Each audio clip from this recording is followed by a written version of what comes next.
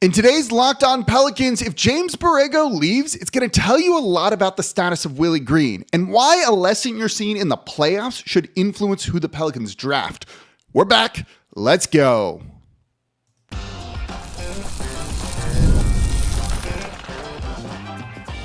You are Locked On Pelicans, your daily New Orleans Pelicans podcast, part of the Locked On Podcast Network, your team every day. Welcome to another edition of Locked On Pelicans, the daily podcast covering your favorite team, the New Orleans Pelicans NBA, part of the Locked On Podcast Network, your team every day, available wherever you get your podcasts and available on YouTube. I'm your host, Pelicans Insider, credential member of the media, Jake Madison, at NOLA Jake on Twitter. Here with y'all on this Friday. I am back with y'all after testing positive and being set down for COVID earlier in the week. Got some meds. Feeling pretty good, actually, all things considered. Had to be out of the Locked On Pelicans studios here, but we're back. And I got a lot I want to talk about. And so much so that to make up for missing 2 shows this week, I'm going to definitely do a bonus show tomorrow that's about the draft and why Cooper Flagg should want to come to the New Orleans Pelicans. And it's going to tie into a little bit of what we're going to talk about today. But I want to get into to start with James Borrego staying or going and why that's a bigger deal than you might realize. Then we're getting into a playoff lesson and how that's going to influence or should influence who the Pelicans potentially draft. So, of course, thank you for making Locked On Pelicans your first listen today and every day. We're here Monday through Friday, the #1 Pelicans podcast, covering everything you want to know about this Pelicans team. So please subscribe wherever you get your podcast and join over 11,000 Pelicans fans on YouTube as well, and become an everydayer when I'm not sick and listen Monday through Friday to Locked On Pelicans. If you're an everydayer, let me know in the comments down below. All right, let's get into this one. Fletcher Mackle put it out there the other day on Twitter, friend of the show, and it kind of touched on something that I talked about last week. The everydayers kind of heard this already, but I think it's relevant to bring up again today. We talked about assistant coaching changes and what that kind of overall means for the team. And he said his gut feeling, this is not a report, just kind of the feeling he's getting. This is called reading the tea leaves, trying to kind of project what's going to happen based on things we're hearing, right? And this echoes what I've heard too, that James Borrego is likely not going to be back with the Pelicans next season. Was brought in a couple of years ago to kind of be the architect of their offense, so the offensive coordinator, if you will. And at the time, I was a little bit skeptical of that hire, just in general, but he was brought in and also felt like maybe to be like the head coach in waiting should the team make a move from Willie Green. Well, they haven't made a move from Willie Green, and maybe James Borrego is tired of waiting. And I told you at the beginning of last year, it felt like James Borrego was almost like lurking, I believe is a word, that the exact word that someone used to me when it came to him. And look, that makes sense. Everyone wants to be a head coach again if you were one before, and he's kind of looking for the right opportunity. And to coach Zion Williamson, potentially is a big draw, potentially. So obviously it feels like Willie Green wouldn't bring in his successor, the replacement for him, right? That move of James Borrego really felt like a David Griffin kind of move where you see this plenty of times where a front office will want to have some influence on the assistant coaches for their head coach in some capacity. That's a normal, natural thing, right? Look at Trajan Langdon bringing in Fred Vinson from the New Orleans Pelicans, the shot doctor, to Detroit before he fired Monty Williams. Then he fired Monty Williams. Sometimes you just want a guy to be there regardless of who the head coach is because you value their input on that sort of thing. And a shot doctor like that definitely accomplishes that goal. So this is a normal thing to kind of see of a front office having influence on the assistant coaches. Head coach might not like it. Certainly the head coach doesn't want someone who's going to be like, well, if we fire you, that's the guy that's going to replace you, right? You've seen this in Memphis where they brought in their now head coach who was elevated interim after they fired Taylor Jenkins, right? You're kind of seeing a similar thing in Denver. Feels like Adelman will be elevated to be the full-time head coach. Same thing with Doug Christie was kind of brought in there just in case kind of thing. This is a normal thing. No head coach wants that, right? It feels like part of why, look, this is a guess and we're getting way out of my territory here. Shedeur Sanders slipped a little bit. Does a head coach want him on the team that if the team's struggling, there's going to be a lot of calls for Dion to become the head coach, kind of the next guy, and have that like noise and like tee up your replacement. No. So if Borrego's going, right, that feels like Willie Green kind of flexing some power here, showing like, I am staying. You know, it shows that Joe Dumars goes to Willie Green and is like, you're the guy, we want you to be the coach, we're keeping you. A lot of people are wondering like why there hasn't been an official statement on Willie Green. Look, Willie Green's under contract. There doesn't need to be an official statement that's we're keeping him, right? When someone's being paid by you and is under contract, you don't need to come out and say like, by the way, this person's not getting fired. Think about you at your job. Do you want your boss coming out and be like, hey, everyone, Tim over here is not being fired, right? Like when everyone would be like, yeah, well, yeah, of course not. Why would he be, right? Like that's kind of the thing here. You don't need to do that. So that's a big part of the reason why you haven't heard anything on Willie Green. But if you want a sign of it, James Borrego leaving, whether it's his choice or kind of the, Willie Green in the front office's choice, says it all. At this point, if it's like, well, James Borrego doesn't have kind of like the backing of the high up people, he's probably got to go elsewhere, whether that's to be a head coach. And there's not real tons of openings about that. And I don't think he was going to be going to Phoenix, or maybe he does, but I don't think so. Or, as another lead assistant elsewhere. Like that kind of says a lot about Willie Green's status without an official proclamation, let's say an official statement, because look, if he's under contract, there doesn't need to be an official statement, right? So that's, you make a statement if he's being fired. So that's how I kind of read this scenario here. This is Willie Green being like, cool, don't need to have someone looking over my shoulder anymore. Let me bring in another assistant who I would prefer. And there will probably be some changes there. There almost certainly have to be some changes. But I'm sure he wants to bring in people that are kind of like loyal to him, not potentially like reporting, not that Borrego was doing this, but you worry about is Borrego going back to David Griffin and saying what's going on. And again, I don't think he's doing that. I think these people are very smart. And look, he's a coach. He wants to win too. So he's going to help Willie Green do everything he can to win. But it kind of speaks to some of the dysfunction that it can create around an organization. And you don't want that. So if Willie Green is safe, yeah, maybe it is time for Borrego to move on and to create, a little bit more harmony there, even if there wasn't discord in the first place. I think you get the point that I'm trying to make. But that, I think, says a lot about Willie Green's status within the organization with Joe Dumars if James Borrego ends up leaving. So let's switch gears. Let's get into the playoffs. I've been watching these. They've been really fun. I think this second round is shocking for a variety of reasons. And I want to get into a lesson that I think I've got to take away from in this, of all of these games. It's not perfect, but hear me out on this. And this should influence who the Pelicans are going to draft. And we'll talk about some names. That's coming up here next in today's episode of Locked On Pelicans. Today's episode of Locked On Pelicans is brought to you by DoorDash. NBA fans, you know what time it is. Playoff season means big performances and even bigger rewards. DoorDash is bringing the heat with a slam dunk deal for Dash Pass members during the 2025 NBA playoffs. It's called They Swoosh, You Score.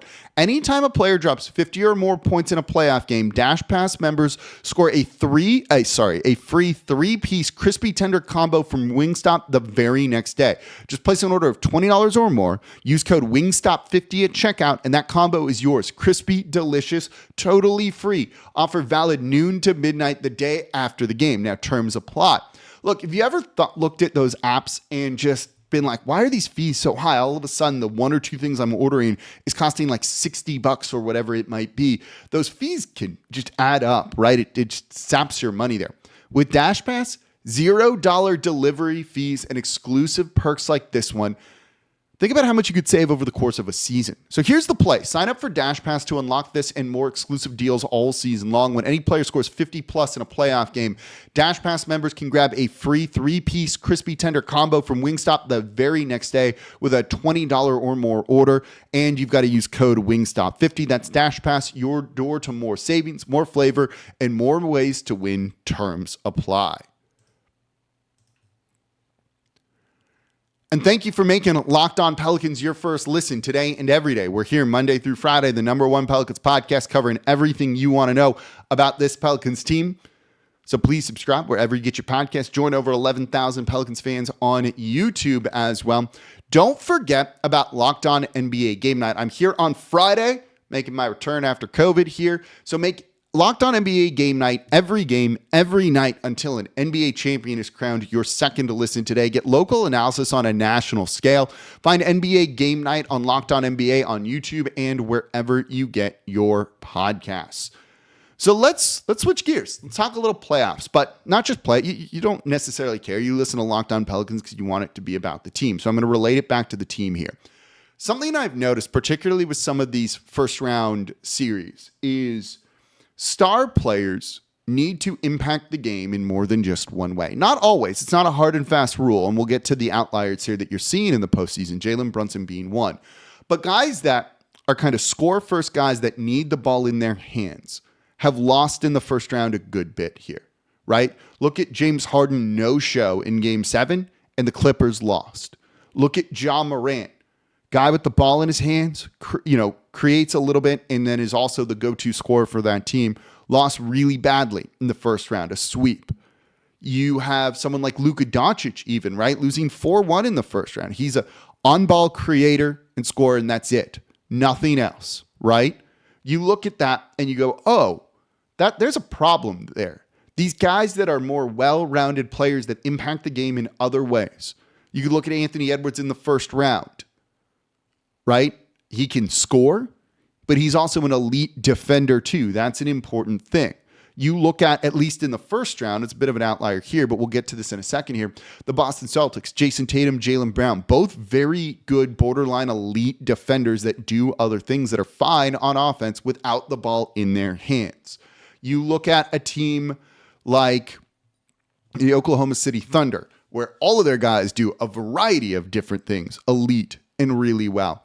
That's going to get you pretty far in the NBA playoffs, whether it's just defense, being an elite spot-up shooter, a great off-ball cutter, a rebounder, and a secondary creator, whatever it might be. Well, I guess if these are league guys, they're not really secondary creators. That's the type of thing you really need in an NBA team if you want to go far in the playoffs. Those kind of more one-dimensional players, right? Look at Tyler Hero being the elite offensive guy for the Miami Heat, but them crashing out 4-0 and looking terrible. Terrible, right? It's not the fact that they got swept. They lost to the 1 seed who had the best record in the NBA. It's not a shock here. But you're looking at, who had the best record in the East. You're looking at a team that lost by, 50-something, it felt like, in the final game of that series. You need to do multiple things really well. And we'll relate this to the Pelicans in the next segment a little bit more. But that is a lesson I am taking away from this postseason. I think that is evidently very clear, right? Jokic can score, can rebound, and plays defense better than you realize, but also the creation. And look at how they beat the Clippers there, right? Shai Gilgeous-Alexander, elite scorer, but also a really good defender, in my opinion. Anthony Edwards is Anthony Edwards.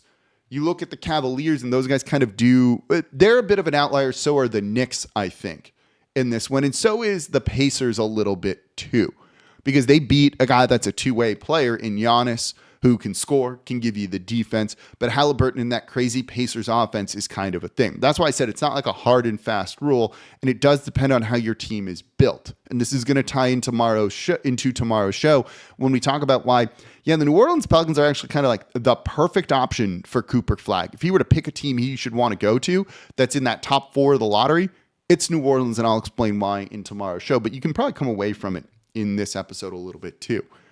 So you look at those guys and you're like, those are the ones that are in the second round of the playoffs for the most part. Now, I said it's not perfect because look at the New York Knicks. Their best player is Jalen Brunson. And he's an all-gas offensive player. He's a liability on defense, frankly. He's undersized. That's what he does, though, is he's an offensive guy. But he is surrounded by Bridges, OG Anunoby, Josh Hart, those guys that do all of the other things to make up for it. So unless you have a roster of those type of players, you need some well-rounded guys on your team too. And look, the Celtics look a little bit weird in that series too because of, they have the Jays in Jaylen Brown and Jason Tatum. And those are kind of like the epitome of the guys that we're talking about here. Yet they just lost 2 games at home to the Knicks after blowing 20-point leads, right? So it's not a hard and fast rule, but it does depend on your roster construction overall. But when your stars are very one-dimensional and you don't have the right role players, other starters, guys around them that are more well-rounded, it leads to a lot of problems, right? Look at the Lakers with Luka being more ball dominant, offensive, and then you don't really have much else outside of like LeBron James and then Austin Reeves, who defensively that team looked really rough in the playoffs, whereas you've Anthony Edwards, who's kind of contributing on both sides of the ball and, giving guys like Luka tons of problems. You could even look at the Warriors, right? We've been focusing on defense a little bit here too. Steph Curry's the offensive guy, but being that elite shooter or spot up shooter to be an outlet for it has court gravity that bends the opponent's defense. That's a really important skill with it. Then you still have Draymond Green, who is Draymond Green and one of the most well-rounded players we've probably ever seen in the NBA. Maybe not because his offense stinks, but you get what I'm saying. He made his threes in that series. You look at a guy like Jalen Green for the Houston Rockets that when he's not shooting, he can score, but if he's not making threes, that offense really struggles. One-dimensional, playing downhill, trying to get at the rim and score it in the mid-range, but nothing else. You need those well-rounded guys to kind of make it work. Look at the Pelicans right now. Zion is the offensive threat. Now he's more of a creator and can be a point guard too, rather than the drive downhill score. So there's some of that. Defensively, you saw him this year look better than ever have before, but not an elite defender. He's not a tremendous rebounder. Is that someone that, while I still think the offense and his talent is so good on the offensive end, can lead you pretty far in the playoffs, doesn't kind of fit the mold of the criteria that we're speaking about. And then let's look at the role players and let's look at the team if they're fully healthy, right? All right, you have Murray, who can be a good scorer, can be that assist guy, but his defense has really been slacking and was not good this year. Maybe it's an outlier, but his 2 years in Atlanta were not great defensively either. That worries me going forward if he can kind of fit in that. CJ McCollum is a spot-up shooter, right? Like you don't even want him to be the primary creator, primary scorer. He's kind of your off-ball guy, one-dimensional. Herb Jones, are his threes falling? The defense is elite. But we've seen this team basically play 4-on-5 on offense when those threes aren't falling, and that's a concern. Trey Murphy is the scorer. The rebounding got better as the season went on, but he's not a great defender. He's not an elite rebounder either. Now, he can score. He can also work well off ball too by cutting and those things, and that's important to a minor extent. Herb Jones can do that as well. Jose Alvarado is an energy guy that sometimes can shoot, sometimes cannot. You look at kind of the key pieces to this team, and they're lacking some of those well-rounded guys. Hawkins is one-dimensional. Reeves has got a couple of layers to him, and I think that's an important thing to look at with it. Brandon Boston Jr. is kind of one-dimensional of like your guy, go-to scoring guy off the bench. We don't even really need to mention the bigs a ton. Carlo shows potential, but there's still a lot of growth he needs to have right there. Misi is one-dimensional right now. What that dimension is, I couldn't tell you exactly, but he kind of fits into that same mold. So this needs to impact who the Pelicans want to draft if, assuming they're keeping Zion Williamson and they want to get into the playoffs next season.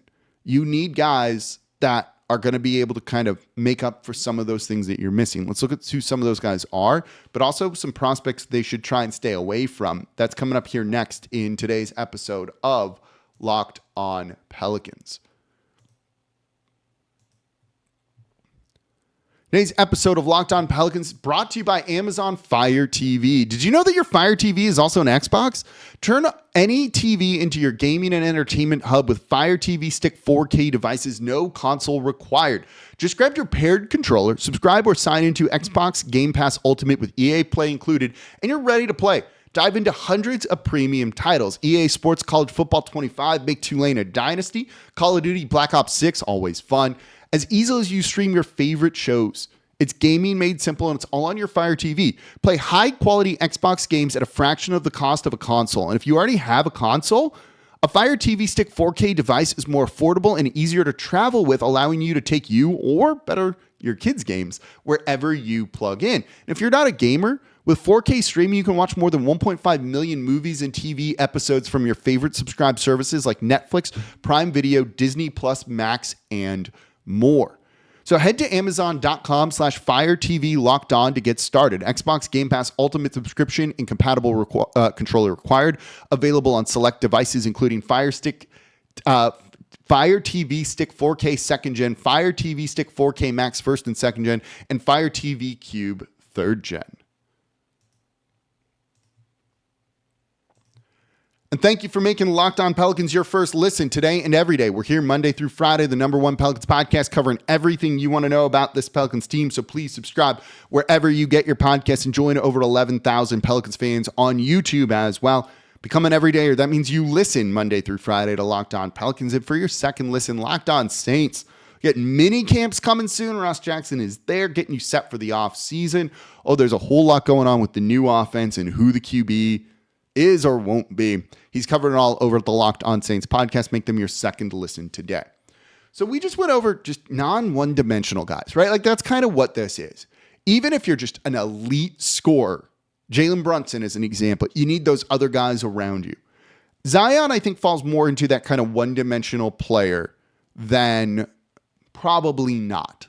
And I think that's safe to say. Now, he could change. We saw growth from him defensively this season. That's going to go a long way towards helping them have success, particularly because the defense was just kind of wrecked this past year. So there's room to grow for him, absolutely. But when you look at the top of the draft here, it is definitely stacked with the type of players that I think fit what we're talking about here. Cooper Flagg is a do-it-all kind of guy that's going to be a force offensively and defensively, right? Super high on him in just every single capacity. Even if he's not your 1A, right? You could have a Jalen Brunson kind of scorer and have a bunch of Cooper Flaggs or Cooper Flagg lights around him, and that's going to work. Dylan Harper can score, he can pass, he can drive downhill, and he's going to be a good defender, right? This is someone who has like an NBA comp potentially of a Drew Holiday, like, but maybe better, at least offensively. Look at how good and impactful of a player Drew Holiday is when it comes to winning. Ace Bailey can kind of fit in that range too, though I think he's a little bit more one-dimensional. That's why if the Pelicans end up second, I wouldn't even be considering him at all. Now, that offense can be so good that it could hit a Jalen Brunson-like level. And look, if Brunson was 25% worse of an offensive player than he is, it probably wouldn't work, right? You have to be truly elite at that to make it work, even with all those role players around you. So Ace Bailey kind of fits into that middle ground of like, I'm not sure. VJ Edgecombe looks like he should be a well-rounded guy that does multiple things. He can definitely be a good three-point shooter. He's a high flyer to get downhill to. He's an elite defender. That's the type of guy you look at in the playoffs is like, he will be there and that will be great. I think a couple other guys, though, do worry me a little bit here, and that's a Con Knipple. Now, I wouldn't be taking him in the top 4, but if you fall to 6, 7, 8, even 5, I'm interested in him. But not as a top 4 kind of guy, but he does move off ball well. He doesn't need the ball in his hands.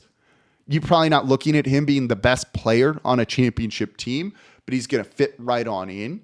I think Jeremiah Fears has the ability, he's not there yet, to kind of be a multiple guy when it comes to it. Players, though, that I'm kind of a little bit scared about are someone like I said, Con Knipple a little bit. Trey Johnson out of Texas, I think maybe has some of the strengths to be the most elite scorer in this draft, but I don't see him do a ton else. He does work off ball a little bit too, so that's good, but how will that translate to the NBA level? And if his scoring isn't that elite Jalen Brunson-esque type of thing, I am worried about that. I think a little bit. A guy like Liam McNeely, now we're getting further down into it, is someone that I'd worried about. Kasparas Yakachonis is someone that I worry about too. Great size. Same with Igor Demon. Great size, but they're kind of one-dimensional as passers right now, more so than anything else. The defense could be there, but we see NBA players really struggle to kind of make that jump at the NBA level and be good defenders. Usually rookies take 3-4 years to really contribute on the defensive side of the ball at a winning level. Herb Jones is completely an outlier with that sort of thing. On the high end, it's like 2 years. Herb was doing it at least in year 1. But neither of them can really shoot. They can't shoot. They're not going to work really well as off-ball guys. So they're passing, but now they're not scoring. They're, again, one-dimensional with the passing there. I think there's upside in both of those players that still makes it worth taking. And a lot of this discussion that we're having right now is kind of context dependent on where you end up in the draft. Some of the names we're mentioning are just not going to be taken in the top 4, nor should they be taken in the top 4. But even if I'm worried about someone like Yakichonis, you take him 12, 13, 14, it's an entirely different thing because the expectations are entirely different when it comes to that. So that's something that's worth keeping in mind. But when you're looking at the top of the draft here, I have looking at it through this lens, only this lens, and this isn't the only way we should be looking at these players. I am concerned about Ace Bailey. While I love the scoring of Trey Johnson, that's someone I'm staying away from. Pick 8, different story, but in the top 4, 5, I'm probably not going to be looking at that type of player here, and I would be going in a different direction, right? Cayman Malwatch is an interesting one because, he's just a big post player in lob threat and rim protector, but not much else. But even with someone like Rudy Gobert, you see the value of that kind of player and how needed they are and how much this team needs them, that even though they drafted Messi, if you have a chance to get someone 7'2" with significant size like that, I think you can at least justify that sort of decision there. Derek Queen shows versatility, which I think is important, but you've got to be able to influence the game in multiple ways beyond just, I have the ball in my hands, I'm going to go and score now. And I think you're definitely seeing that with some of the teams that are advancing in the playoffs versus not a hard and fast rule. I think the Knicks and Jalen Brunson do it, but Brunson's so elite at that scoring thing that it can kind of make up for that a little bit. But there's not tons of those type of guys around the NBA. Let me know what you think. Do you agree? Do you disagree? Let me know in the comments down below. Coming up tomorrow, we are going to do a show for y'all tomorrow. We'll do a weekend show after being sick. This is what I want to talk about. And it kind of gets into this. Why Cooper Flagg should want to come to the New Orleans Pelicans. That's in a bonus weekend episode of Locked On Pelicans. As always, I'm your host, Jake Madison, at NOLA Jake on Twitter. I appreciate y'all listening so much. Sorry for missing the past couple shows with COVID. Feeling much better now, as you can see it. Medicine works wonders. And I'll be back with y'all tomorrow. We are the Locked On Pelicans podcast, part of the Locked On Podcast Network, your team every day.